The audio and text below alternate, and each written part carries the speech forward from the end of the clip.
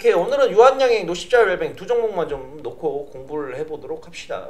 하고 있는 사이에 노십자 웰뱅 계속해서 물량 들어오고 있는 거 지금 보이시죠? 호가창 한번 봐보세요. 호가창 보시게 되면 지금 막 계속해서 물량 들어오고 있어요. 11,000원 돌파하면 그림 나오겠지? 이제 올릴란갑다 슬슬. 오케이, 간다. 쭉 올라가지. 거래량 좀 보고 있어요. 좋아, 목탁 타이밍이네. 가자 가자. 유한양행도 충분히 다 먹었을 것 같은데, 유한양행도 충분히 먹지 않았나? 유한양행도, 그래서 오늘 뭐 유한양행도 성공, 그 다음에 녹십자 웰빙도 성공. 그래도 내일부터 또 주말인데 우리 시청자분들께 좋은 선물을 드린 것 같아서 좋아요. 간만에 어깨에 힘들어가. 이게 주식하면서 가장 기분이 좋을 때 내가 분석한 내용대로 종목이 가주면 그게 쾌감이 진짜 짜릿하다니까. 기분이가 좋아. 오케이? 일단은 제가 생각하는 투자 전략은 간단합니다. 트레이딩 관점에서는 종목들을 매매할 수 있는 환경이 만들어지고 있으니까 돈이 들어오고 안 들어오고 하는 테마들이 슬슬 보여요. 짧게 치고 나가면서 돈이 어디로 좀 흘러나가고 하는지 살펴보고, 충분히 내가 봤을 때 이제 단기 트레이딩 관점은 또 나올 수 있을 것 같아요. 이제 좀 수익을 좀 올려 볼 때라고 생각을 합니다. 그래서 종목들이 이제 순환도 좀 돌릴 거고 매매에 좀 속도를 좀 붙일까 생각 중이에요.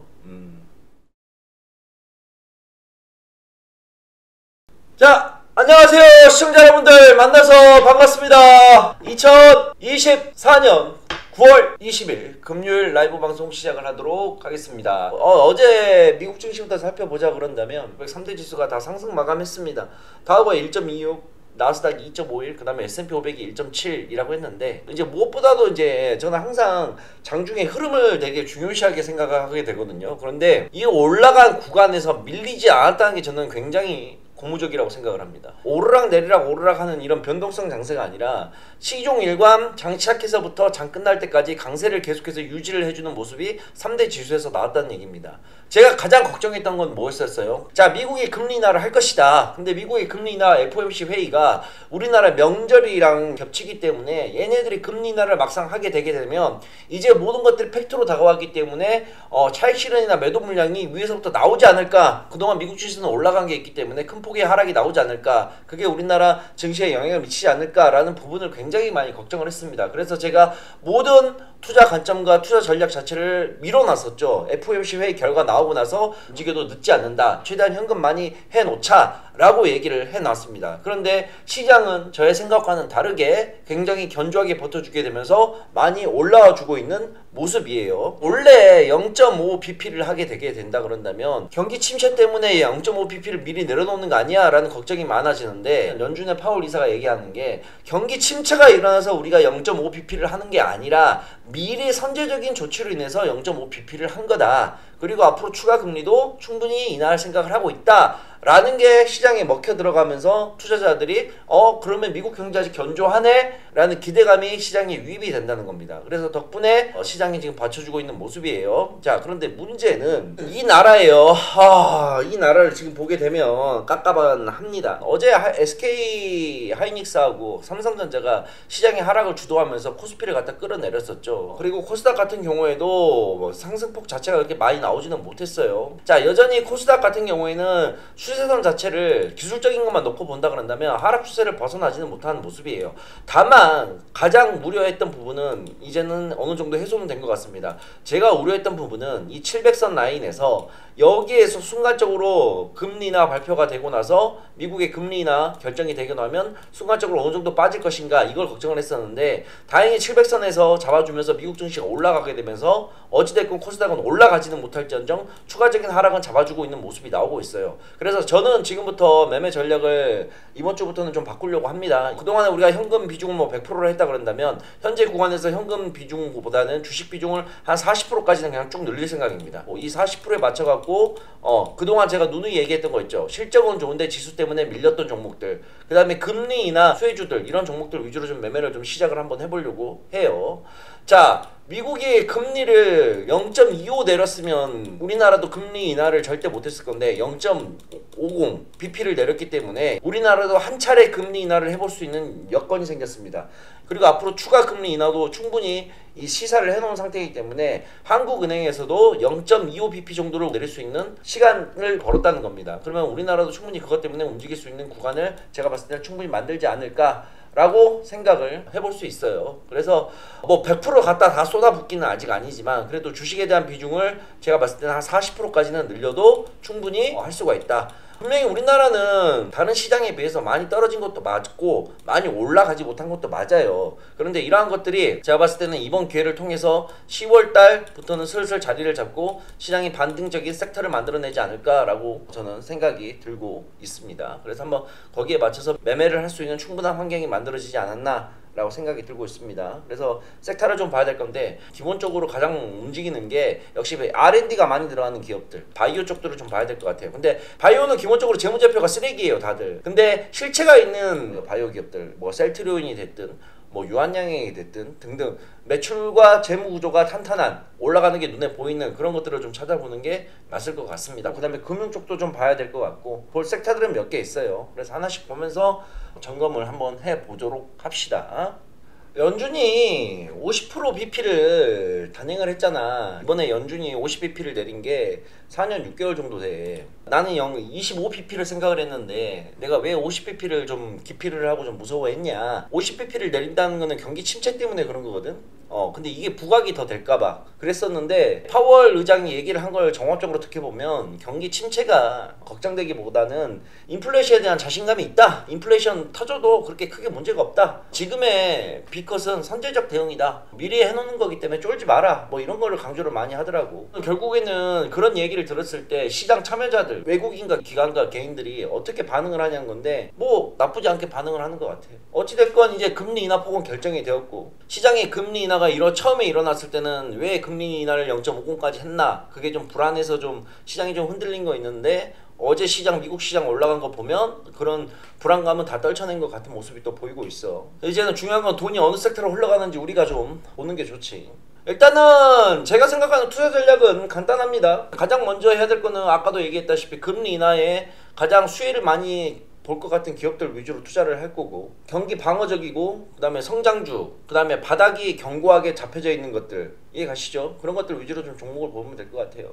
트레이딩 관점에서는 종목들을 매매할 수 있는 환경이 만들어지고 있으니까 돈이 들어오고 안 들어오고 하는 테마들이 슬슬 보여요. 짧게 치고 나가면서 돈이 어디로 좀 흘러나가고 하는지 살펴보고 충분히 내가 봤을 때 이제 단기 트레이딩 관점은 또 나올 수 있을 것 같아. 단기적인 관점 올해까지 12월까지 매매를 할 수 있는 환경은 이제 만들어졌다 생각을 하고 이제 좀 수익을 좀 올려 볼 때라고 생각을 합니다. 그래서 종목들이 이제 순환도 좀 돌릴 거고 매매에 좀 속도를 좀 붙일까 생각 중이에요. 자, 장시작! 오늘 관심 종목 이거 한번 보도록 합시다. 녹십자 웰빙 현재 시간 9시 2분 11,100원 잡으면 되겠다. 11,100원 녹십자 웰빙 첫 번째 관심 종목. 그 다음에 오늘은 좀 바이오 쪽으로 한번 보자. 두 번째 관심 종목 유한양행. 이건 내가 어저께 좀 뽑아놨던 종목인데 현재 시간 9시 3분 가격은 128,000원 정도 잡으면 돼. 128,100원 128,100원. 오케이, 오늘은 유한양행, 녹십자 웰빙 두 종목만 좀 놓고 공부를 해보도록 합시다. 자, 일단 첫 번째 녹십자 웰빙부터 같이 공부를 좀 한번 해봅시다. 보통은 이런 V자 패턴이 나오기가 굉장히 어려운 거 아시죠? 나는 여기서는 절대 안 들어가. V자 패턴이 크게 나올 거란 걸 별로 내가 경험상으로 많이 느껴보지를 못해서 잘 안 들어가요. 갭 상승도 안 나왔고 그 다음에 추세선도 안 살아있는 구간이기 때문에. 근데 내가 오늘 이제 들어간 이유는 뭐냐면 여기서부터 전고점까지 올렸을 때 이 과정을 좀 보자는 거야. 기본적으로 V자 반등이 나오기 위해서는 몇 가지 선결 조건이 있는데 가장 첫 번째로 나와야 될 게 거래량이 막대하게 들어와야 됩니다. 거래량이 크게 들어와야지만 간단 말이야. 근데 이게 역으로 거래량이 터졌냐? 터지긴 터졌는데 얼마 안 터졌어. 거래량이 크게 들어왔으면 이 정도 수준에 넘게 막 거래량이 이만큼 터져줬으면 여기서부터 여기까지 올리는데 그만큼 힘이 많이 들었을 거란 얘기거든. 거래량이 많이 들면서 올렸다는 거는 기본적으로 해석을 어떻게 해야 되냐면 위쪽에 매도 물량이 많이 쌓여 있기 때문에 더 많이 매도 물량이 들어와야 된다라는 생각으로 매수 수량이 들어와야 된다 생각을 하고 들어가야 된단 말이야. 여기서부터 여기까지 빠지고 나서 여기까지 올리는 데 있어서 거래량이 얼마 안 들어왔단 말이야. 그러면 역으로 생각을 해서 우리가 뭐라 봐야 돼? 위쪽에 매도 물량이 얼마 없구나. 위쪽에서 던지려고 하는 애들이 별로 없구나. 따라서 올리는데 생각보다 매물대가 얇구나. 그러면 거래량이 조금만 실려도 충분히 위로 올라갈 수 있는 구간을 만들어내겠구나 라고 생각을 해야 된단 말이야. 그리고 더 웃긴 거는 이제 여기서부터 또 봐야 돼.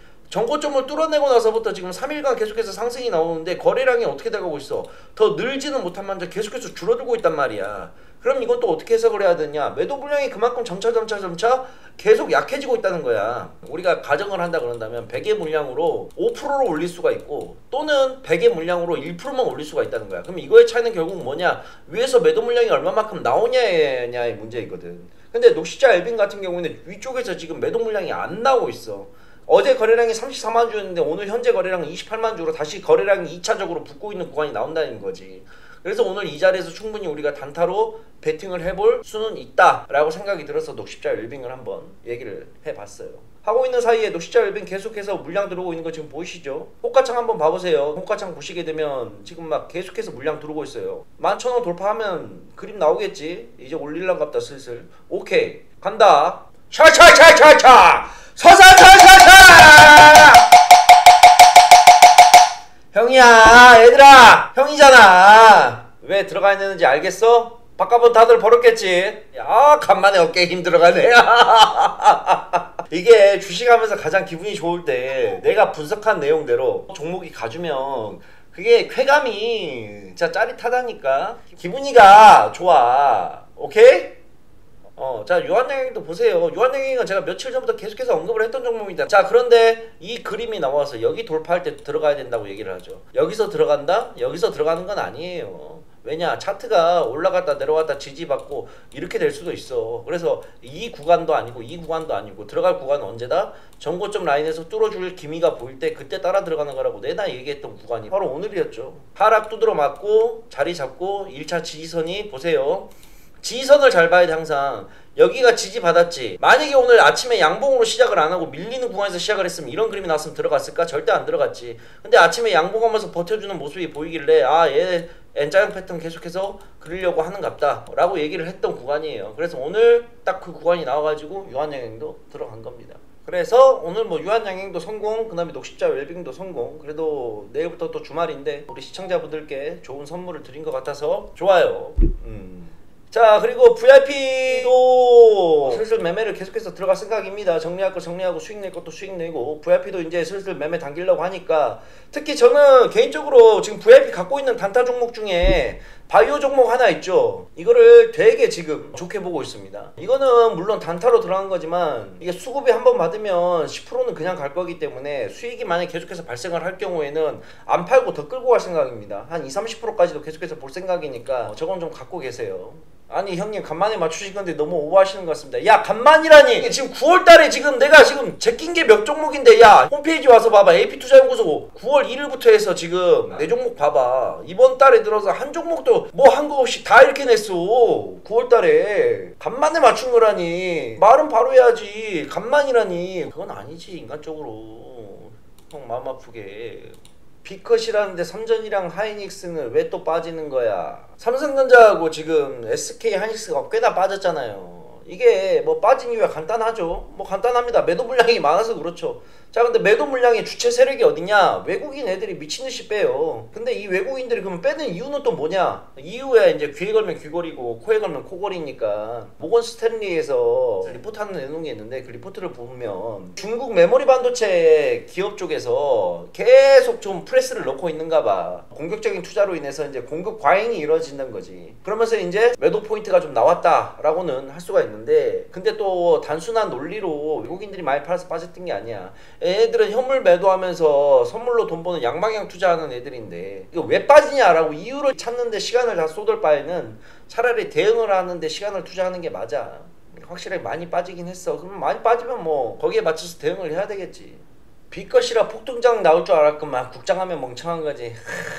야 폭등장까지 아니어도 좀 아쉽긴 하다 나도. 어제 한국 증시 제외하고 아시아 증시 많이 올랐거든. 우리나라 잘못된 게 어제 외국인이 어제 하루에만 1조가 넘는 돈을 갖다가 매도를 때렸어요. 올해 들어서 한 3번째 정도로 되는 매도세가 컸던 날인데 근데 이제 외국인들이 어디를 매도를 했냐면 삼성전자하고 하이닉스 쪽에 집중되었거든. 일단 어찌됐건 금리 인하가 4년 만에 나왔고 우리나라가 내가 봤을 때는 좀 특이한 상황이야 진짜로. 가장 먼저 일단 금투세 부분이 결정이 돼야 돼. 유예가 됐든 폐지가 됐든 뭐가 확실하게 나와야 시장이 움직일 것 같단 말이야. 금투세 마지막 퍼즐이라고 난 보거든. 이 금투세 유예가 확실히 되게 되면 시장이 한번 또 움직일 것 같아. 이것만 헤쳐나오면 매매할 수 있는 시간 나온다. 그러니까 좀 한번 보자고.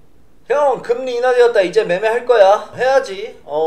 금리 인하가 될 것이라는 건 다들 알고 있었고, 금리 인하의 명분이 경기 침체에 대한 선제적 대응이냐, 그리고 시장이 이거를 진짜 어떻게 받아들일 것이냐 라는 게 핵심 포인트였는데, 어찌되었건 시장의 방향은 내가 생각했던, 걱정했던 부분과는 다르게 움직인다는 걸 내 눈으로 확인했으니까 이제부터 슬슬 매매를 들어갈 때라고 보고 있어요. 우리나라의 가장 큰 키포인트가 되는 거는 금투세인데, 이것만 만약에 확실하게 된다 그런다면 더 좋았겠지만 어찌됐건 괜찮아요. 그래서 이 정도만 되더라도 저는 올해 12월까지는 매매할 수 있는 포인트가 분명히 나왔다고 생각을 하고 슬슬 시작을 할 겁니다. 몇 번이고 말하지만 내년 뭐 6개월, 1년까지 예측까지는 못해도 단기적인 트레이더 한 12월까지 한 2, 3개월의 트레이딩 기간 분명히 나올 거라고 생각을 하기 때문에 그렇게 접근을 할 겁니다. 테마 쪽, 그 다음에 수급 들어오는 거 체크해서 이제 매매 돌릴 거예요. 형, FOMC 봤지? 이제 시장 어떻게 보면 될까?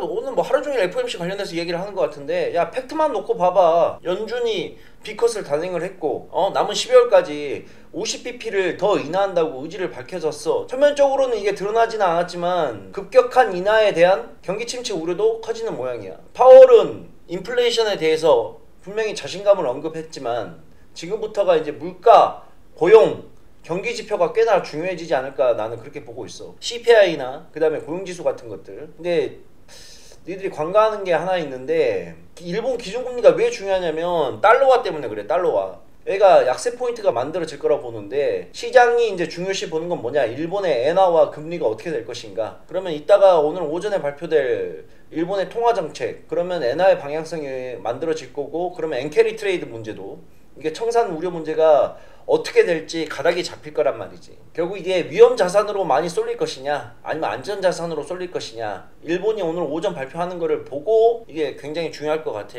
일본 애들이 어떻게 포지션을 잡느냐에 따라서. 다음 주 월요일날 VIP 종목 나갈 겁니다. 빠르면 오늘 나갈 수도 있어요. 이제 매매 시작한다 그랬죠. 단타 말고 중장기 종목 나갈 거예요. 돈이 좀 들어가도 되는 매매. 그래서 오늘 아니면 월요일날 나갈 거니까 준비들 하세요. 미리 얘기해 드렸습니다. VIP 관련돼서는 회사로 전화하세요. AP투자연구소 네이버나 다음에 검색하셔가지고 홈페이지 들어오셔서 회사로 문의 주시면 됩니다. VIP 가입 문의는 유한양행 VI, 유한양행 VI, 유한양행 VI 들어갔습니다. 형 간다. 어머님, 아버님, 아들 들어갑니다. 형들, 누나들, 동생 들어가요. 친구들아, 동생들아, 나 간다. 주말들 잘 보내고 월요일 아침에 또 신나게 만나자고. 안녕.